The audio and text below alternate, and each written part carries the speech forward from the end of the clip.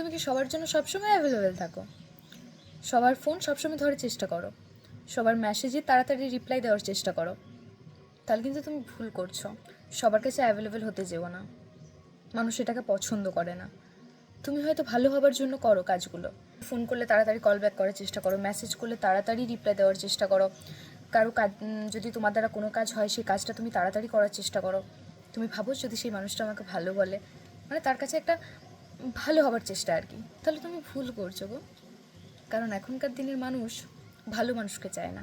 তুমি যত খারাপ হবে মানুষের তত তোমাকে পছন্দ হবে, তুমি যত না বলবে মুখের উপর মানুষের তত তোমাকে পছন্দ হবে। কারণ এখনকার দিনের মানুষ ভালো মানুষের মূল্য দিতে জানে না, ভালো মানুষকে বুঝতে জানে না।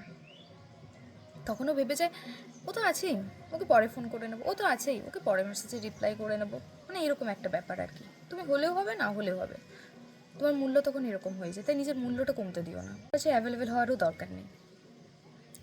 তুমিও কিছু জিনিস ইগনোর করো, তুমিও নিজের মতো করে বাঁচো, তুমিও নিজের মতো করে কাজ করো, নিজের কাজে ব্যস্ত থাকো। সবসময় সবার কাছে অ্যাভেলেবেল হতে যেও না, তোমার মূল্য একেবারে কমে যাবে। তখন আর তোমার উপস্থিতিও মানুষের কাছে স্পেশাল হবে না।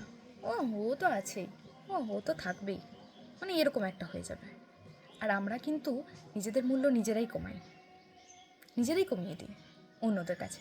এখনকার দিনে মানুষ যে ভালো নয়, তোমার ভালো মানসিকতাটাকে তারা বুঝবে না, তারা তোমাকে অবহেলা করবে।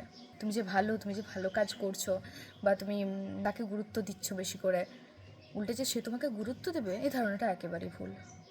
তুমি যে মানুষটাকে যত বেশি গুরুত্ব দেবে সেই মানুষটা তত তোমাকে অবহেলা করবে।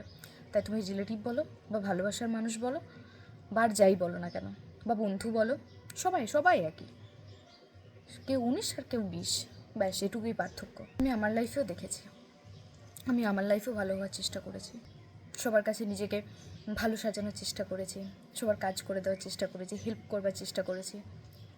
উল্টে তারা আমাকে আর কেয়ার করে না, অবহেলা করে। ও তো আছেই, চল পরে কথা বলে নেবো, ও তো আছেই, পরে ফোন করে নেবো, মানে এরকম একটা ব্যাপার আর কি। তাই এখন নিজের মূল্যটা কমতে দিই না, আগে আমি নিজের কথা শুনি, নিজেকে গুরুত্ব দিই, নিজের কাজ আগে করি, তারপর অন্যরা বাকিরা সবাই যা ভাবছে ভাবুক, যা বলছে বলুক।